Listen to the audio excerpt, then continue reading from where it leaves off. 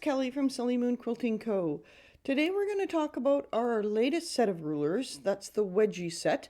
Yes, kind of a funny name. We had a little bit of fun with that. But you can see here, obviously, they create wedges. If you're familiar with our drop set, which creates the rounded flower type design, you'll see here that we've got the same sort of markings on here. So let's just go over the basics to start. So we've got Wedgie 1, and all three rulers are the same as far as the markings and the lineup, etc. So we'll talk about 1 and then we'll do a little bit of stitching. So if you look here at Wedgie 1, you'll see that this is, of course, the area that we stitch within. There's a slot here for you to slide your needle through, or your over top of your ruler foot if you're on your long arm. There's a line here for a marking 45 degrees times 8. So that means if you center in this point and you rotate this using the stitch line as a guide, which I'll show you in a minute, you can create 8 of these, all in a circle with the same point meeting up. And this one is 60 degrees times 6. We also have some lines on the other end of Wedgie, and we're going to show you those in a demo, but I want to explain them first. So these 3 lines, the center line here is where your needle will always be. By a seam, of course, like all our rulers, each of these markings is a 1/4 inch away. So it just gives you a little bit more play using Wedgie both like this and like this. So it kind of works both ways. So Wedgie 2 is the same, just a little bit larger, and it nests within Wedgie 1, or around Wedgie 1, and then Wedgie 3, same thing, nests again. So let's get stitching and see how these all look together. So I've got a cross grid marked on the quilt sandwich. This isn't really necessary if you're using these lines. I just find it's just a little bit of extra comfort to make sure that I'm lined up nice and square when I come around. As always, make sure that you put your sticky tape on the back. I even do this on my long arm with these rulers just so that I make sure that I always come in the center. It's also really important if you're going to do this design where everything meets in the center, you want to make sure you've got a nice sharp fresh needle. It just makes things a little bit easier when you're coming back to the center every single time to make sure that you've got a needle that's going to go through that extra thread, etc. So, of course, as always, I'm wearing my ugly black gloves. I'm going to lift my ruler foot, slide my ruler underneath, and give myself lots of clearance. I don't want to stop here and try and come down right on the top because there is the risk that I'll damage this here. So I'm going to give myself lots of clearance. I'm going to pull that ruler to myself. And if you can see here, I've got my center line that goes the full edge of that ruler. So I've got lots of room to line up to make sure that I'm nice and square. And I'm also going to line up my line on my center there to make sure that I'm straight across. I'm going to hold my ruler.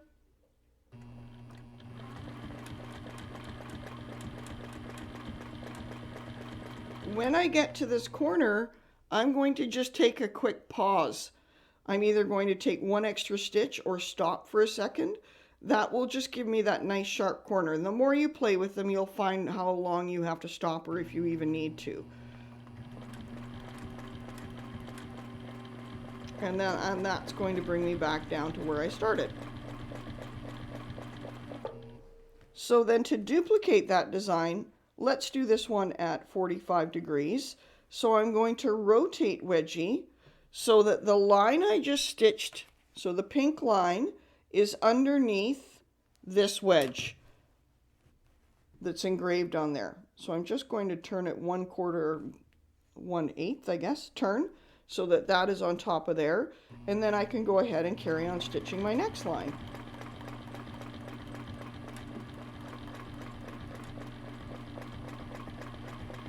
And then back to my center. It's important to make sure every time you come back that you're lined up in that center. That will keep your lines looking nice. Just going to rotate that out so you can see how that's happening there with the 2 lines. I'm going to rotate one more, and you just keep doing the same thing as you go around the corner. And this is why it's kind of handy to have this these two lines at 90 degrees, because this is a good point for me to double check to make sure that I'm squared up. And if you notice here, I'm not turning my quilt. So if you're working within a block, you don't need to turn your quilt every time, which of course is the beauty of ruler work. And then back to my center again. And then I can rotate it one more time, making sure that that 45-degree line, or that line, is underneath the engraved line. So the stitch line is underneath the engraved line. And you can go either side of the wedge, whichever works for you. Doesn't matter. Just remember to take a pause when you get to that point so that you can come back to center. And then I can rotate it all the way around again, making sure I'm lined up here on the bottom line. And then I'm just going to take a quick look in behind to make sure I'm lined up on my 40 or my 90 degree, or sorry, straight across line, to make sure that everything looks good.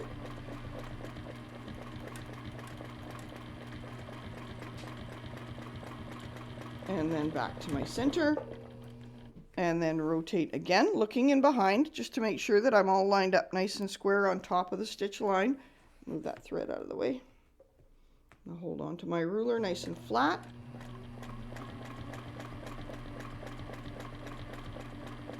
Pause in the corner, pause there, and then back to my center. Stop when I reach the center, and keep going all the way around. I'm going to show you how to do this one all the way around, and then the next ones I'll just stitch really quickly so you can see what it looks like all done.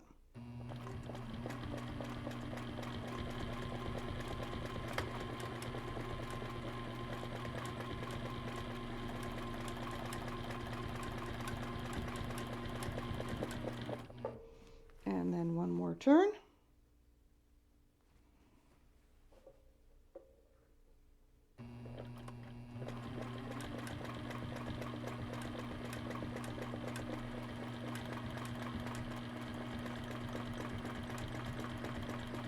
And then back to your center. So I'm just going to lock my stitches there so you can see what this looks like. Break my thread. So that's what it looks like when you do your first, that's using the 45 of Wedgie 1. And you can see what that looks like all done. When you go to do Wedgie 2, you line up exactly the same. So I'm going to bring my ruler foot in where I've got lots of clearance. I'm going to be back in my center. I wouldn't have broken thread, typically. So I'm going to lock my stitches there. Lock stitches. And then I can go ahead and carry up and around that one. And I'll just show you one around each one, just so you get a feel for what it looks like. And then I will scooch ahead and you can see the whole thing. So this isn't a 45-minute video. I just want to go back another stitch to make sure that I'm in my center, making sure that I'm lined up here as well.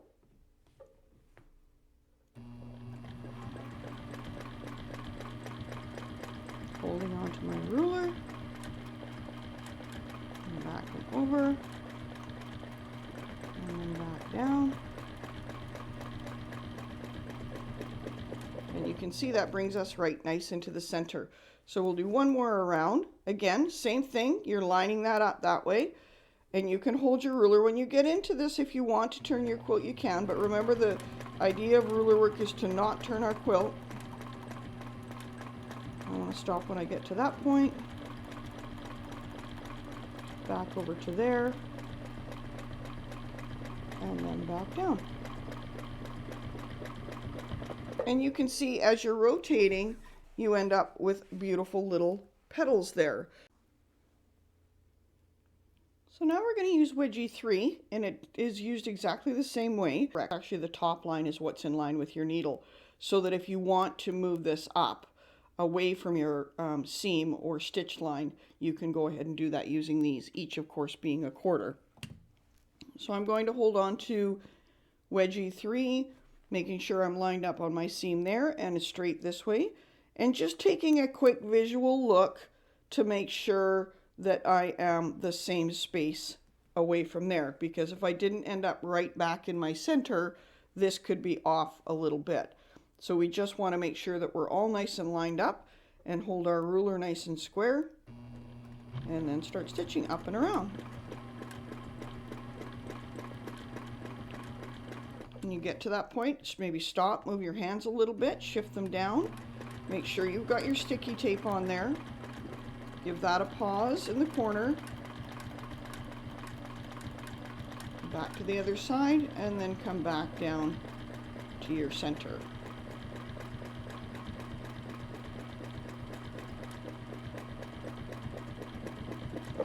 So you can see there that creates 3 perfect wedges within each other.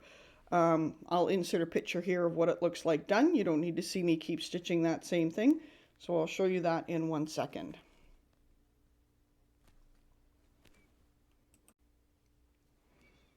So this is what it looks like when you stitch all the wedgies together. You can see that's really kind of neat, I think.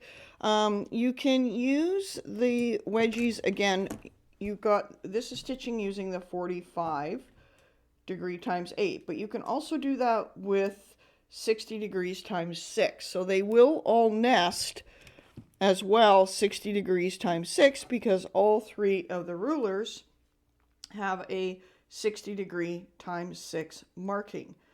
Now I'm just going to show you another little idea here, something that we did with the wedgies. You can see I've got another marked line here.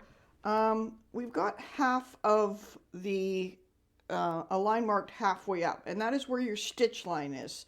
So that's a halfway stitched line, so you know where you end up. And if we put that on our border or seam, it helps us create kind of a neat design within a border.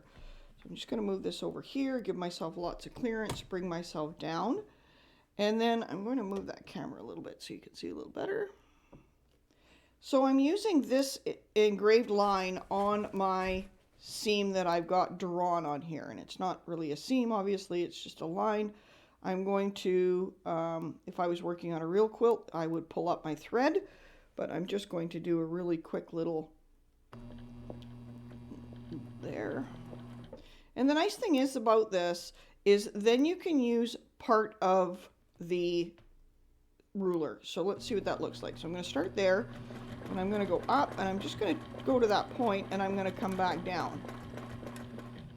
And then I'm going to stop, and I'm going to shift the ruler over. And I'm going to go up, and I'm going to come back down. So depending on which wedgie you use, you can start to create almost like teeth or peaks, mountains, whichever you like. I'll switch to a different size edgy to show you what that looks like.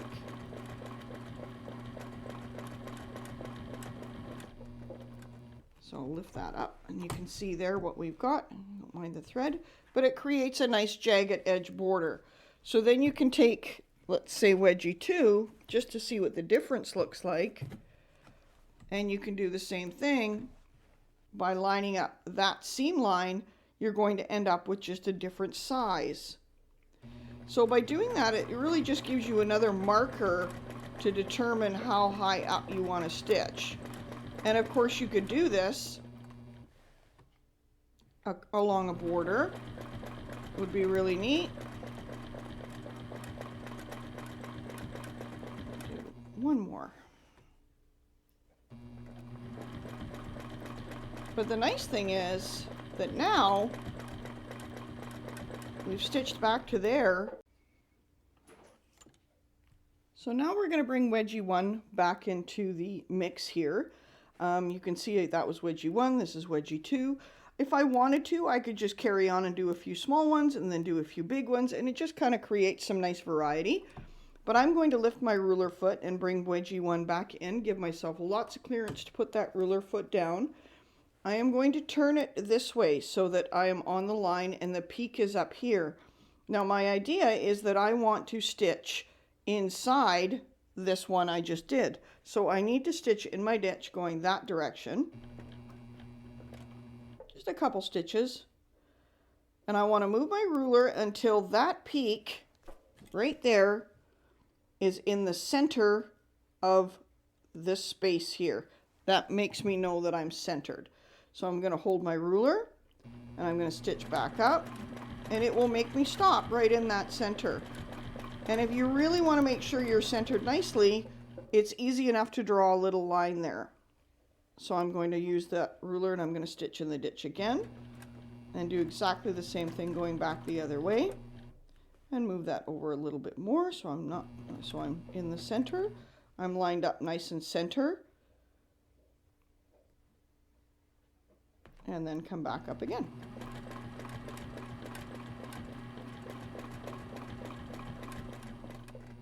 Stop there, shift over. And you could do this same thing with all three. I would just recommend starting with wedgie 3 first, so you have the biggest one laid down first, and then you can stitch within that one. Makes it a little easier. Then you're starting and stopping on the same seam. Break my thread there, and you can see what that looks like. So you've got like a double border, or a W, going along your quilt. So you could easily do this, like I said, even with the biggest V or the biggest wedgie and then the other way. So then let's show you one more border design for this video. So for this border design, we're going to be using wedgie 1, and of course you can do the same design with wedgie 2 and wedgie 3. It's just a smaller space, so I'm going to be doing this one to show you. So again, I'm giving myself lots of clearance. I'm going to start on this center line just because it gives me a good place to start. It doesn't really matter where you start. You're going to start wherever your quilt starts. And I'm going to do just a couple locking stitches. You, of course, will bring up your thread if you're working on a good quilt. And I am going to stitch over there, and I'm going to stitch there, making my pause in the center. And now I've got a nice little V. So then what I'm going to do is I'm going to take wedgie, and I'm going to turn it around so that this center line is now on the back here of my quilt, on my line there. Okay. I'm going to turn that around. Make sure that I'm centered there. That line should be between that slot. And then I'm going to stitch over to one side. And I'm going to come back down to my center line. And then back, take a pause to give you that nice sharp point. And then I'm going to go there and stitch over to where I started. Now I just then stitch back to the corner. And I will slide my ruler over. And I want to make sure that this line is on top of that stitch line. Otherwise you're going to be crooked. But if I've got that line on there and that line on there and my needle there, we're good. So then I'm going to do the same thing. Now I'm going to stitch all the way over. It does require a little bit of double stitching sometimes, but that's okay. So I'm going to stitch down, take a pause, come back up, take a pause. Now I'm just going to stitch back over to the center. So if you look behind, you can see where your center line is, and you want your needle lined up with that. I'm just going to put it on here. You can see that. See that? Light, sorry. So my needle is lined up with the center line on the ruler. And then I'm going to rotate my ruler again, nest in there nicely. Make sure that I'm all nice and square and lined up. Make sure my line's going across the top of my row. And then come back down the other way. Meet up in that point. Stitch straight across. Stop there. And come back up. And then I'm going to rotate my ruler again. And I'm going to keep it there. I'm going to stitch now over to my corner. And stop there. Pull my ruler over. You can use the edge of the ruler to do that. And then I'm going to stitch down again. And back up again. And back over there. And then I'm going to stitch back to my center. And I'm going to turn my ruler. lining up along my bottom seam there and my top seam there, holding my ruler nice and tight.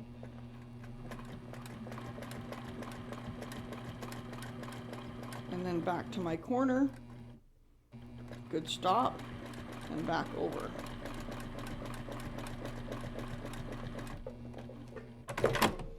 So you can see that starts to create a really cool design. You've got almost diamonds. And you can do that same design with either Wedgie 2 or Wedgie 3, whatever works for you. Excuse me. And then what you can do is you can do this up a border, or you can take the bigger one and do the same design and end up doing it over an entire quilt as an overall design. And it's just back and forth. Remembering, of course, the thread that you use. If you use darker thread or thread that stands out, like here where I've used bright pink, that will help you see your design very clearly. If you want it to blend a little more in case you make a couple little mistakes, and you just want to create overall texture, which is also amazing, you can make sure that you use a thread that blends. Okay, so that's it for Wedgie for now. We've got more videos coming, so please subscribe to our channel and like and hit that notification button. If you have any questions, go ahead and put them in the comments below. Thanks so much. Have a great day.